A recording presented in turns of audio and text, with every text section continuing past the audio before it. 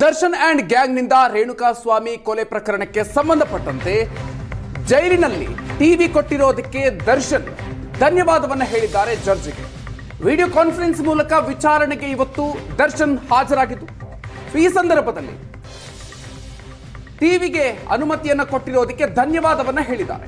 ಇದಕ್ಕೆ ಜಡ್ಜ್ ಹೇಳಿದ್ದಾರೆ, ಧನ್ಯವಾದ ಹೇಳುವಂತ ಅಗತ್ಯ ಇಲ್ಲ, ನಮ್ಮ ಕೆಲಸವನ್ನ ಮಾಡಿದ್ದೀವಿ ಅನ್ನುವಂತ ಮಾತನ್ನ ಜಡ್ಜ್ ಹೇಳ್ತಾರೆ.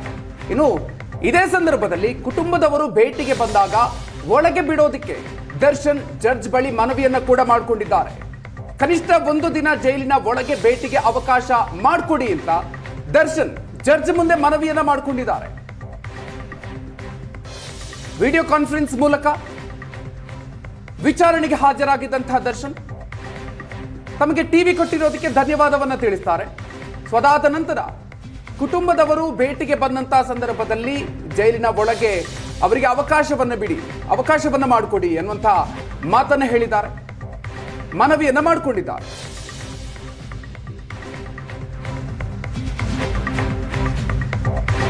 ಒಂದು ದಿನ ಕೋರ್ಟ್ಗೆ ಹಾಜರು ಪಡಿಸಲು ದರ್ಶನ್ ವಕೀಲರು ಮನವಿ ಮಾಡಿದ್ದಾರೆ.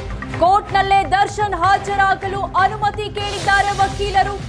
ಕೋರ್ಟ್ಗೆ ಹಾಜರು ಪಡಿಸಿದ್ರೆ ಒಂದು ದಿನ ಮನೆಯೂಟ ಸಿಗುತ್ತೆ.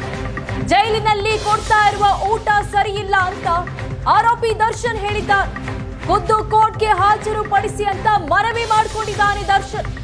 ಜೈಲಿನಲ್ಲಿ ಊಟ ಸರಿಯಿಲ್ಲ ಅಂತ ಜಡ್ಜ್ ಗಮನಕ್ಕೆ ದರ್ಶನ್ ತಂದಿದ್ದಾರೆ. ಆರೋಪಿ ಭೇಟಿಗೆ ಸಮಯ ಸಿಗ್ತಾ ಇಲ್ಲ, ಖುದ್ದು ಹಾಜರಿಗೆ ಅವಕಾಶ ಕೊಡಿ, ಆರೋಪಿ ಭೇಟಿಗೆ ಅವಕಾಶ ಕೊಡಿ ಅಂತ ದರ್ಶನ್ ಪರ ವಕೀಲರು ಮನವಿ ಮಾಡಿದ್ದಾರೆ. ಖುದ್ದು ಹಾಜರಿಗೆ ಕೋರ್ಟ್ಗೆ ಮನವಿ ಸಲ್ಲಿಸಿ ಅಂತ ನ್ಯಾಯಾಧೀಶರು ಹೇಳಿದ್ದಾರೆ.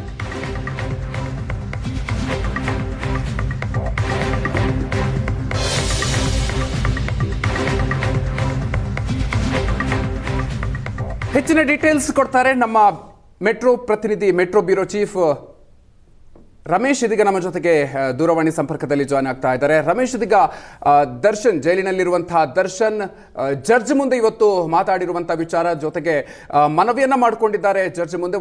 ಒಂದು ವಿಚಾರ ಅಂತಂದ್ರೆ ತಮ್ಮ ಫ್ಯಾಮಿಲಿಯನ್ನ ಭೇಟಿ ಮಾಡೋದಕ್ಕೆ ಅವಕಾಶವನ್ನ ಮಾಡಿಕೊಡಿ ಅನ್ನುವಂಥ ವಿಚಾರ. ಯಾಕಂತಂದ್ರೆ ಈ ಸಂದರ್ಭದಲ್ಲಿ ಮನೆಯೂಟ ಸಿಗತ್ತೆ ಅನ್ನುವಂಥ ಒಂದು ಕಾರಣವನ್ನ ಕೂಡ ನೀಡಿರುವಂಥದ್ದು. ಒಬ್ಬ ಸ್ಯಾಂಡಲ್ವುಡ್ ನಲ್ಲಿ ಹೀರೋ ಆಗಿ ಮೆರೆದಿರುವಂತಹ ದರ್ಶನ್ ಈಗಿನ ಪರಿಸ್ಥಿತಿ ಇವತ್ತು ಯಾವ ರೀತಿಯಾಗಿ ಜಡ್ಜ್ ಮುಂದೆ ಹೇಳುವಂತಹ ಸಂದರ್ಭದಲ್ಲಿ ಯಾವ ರೀತಿಯಾಗಿತ್ತು?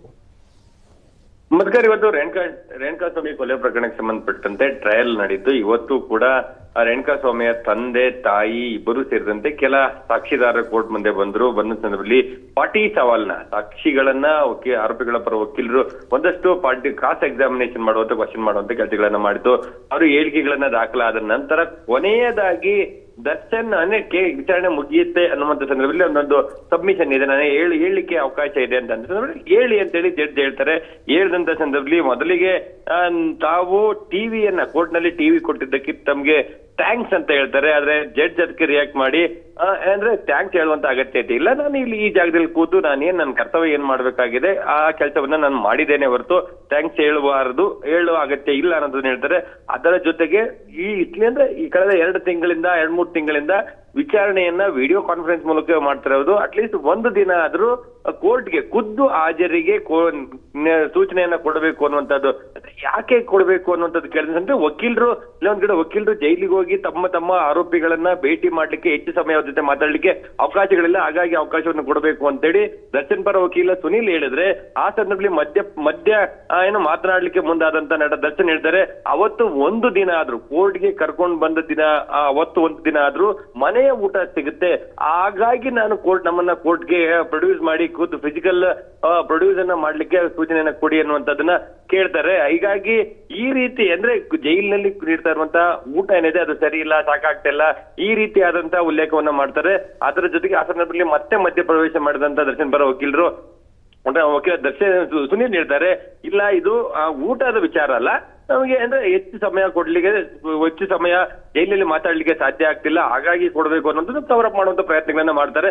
ಅದರ ಜೊತೆಗೆ ಫ್ಯಾಮಿಲಿ ಮೆಂಬರ್ ವಾರಕ್ಕೆ 2 ಬಾರಿ ಮಂಗಳವಾರ ಮತ್ತೆ ಗುರುವಾರ ತಮ್ಮ ಕುಟುಂಬಸ್ಥರನ್ನ ಭೇಟಿ ಮಾಡ್ಲಿಕ್ಕೆ ಅವಕಾಶಗಳಿರುವಂತದ್ದು. ಅದು 2 ದಿನ ಭೇಟಿ ಮಾಡುವಂತ ಸಂದರ್ಭದಲ್ಲಿ 1 ದಿನ ಆದ್ರೂ ಕೂಡ ಒಳ ಸಂದರ್ಶನ, ಒಳಗೆ ಅವ್ರನ್ನ ಕಳಿಸಿ ತಂದ್ರೆ ಹೆಂಡತಿ ಮತ್ತೆ ಮಗನನ್ನ ಕೂಡ ಇಲ್ಲ ಒಳಗೆ ಕಳಿಸಿ ಹೆಚ್ಚು ಮಾತಾಡ್ಲಿಕ್ಕೆ ಅವಕಾಶವನ್ನ ಮಾಡಿ ಕೊಡ್ಬೇಕು ಅನ್ನುವಂತ ಒಂದು ಮನವಿಯನ್ನ ಮಾಡ್ತಾರೆ.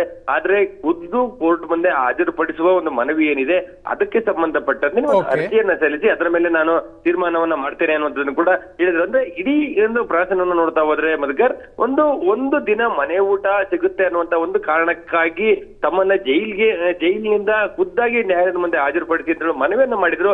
ಇದು ಎಲ್ಲ ಒಂದ್ ಕಡೆ ಈ ಪ್ರಕರಣದಲ್ಲಿ ಏನಾಗ್ತಾ ಇದೆ ಅನ್ನುವಂಥದ್ದನ್ನ ಒಂದ್ ರೀತಿ ಕನ್ನಡಿ ಇರದಂತೆ ಕಂಡು ಬರ್ತಾ ಇರುವಂತಹದ್ದು Madhukar. Okay, thank you Ramesh ಡೀಟೇಲ್ಸ್ಗೆ.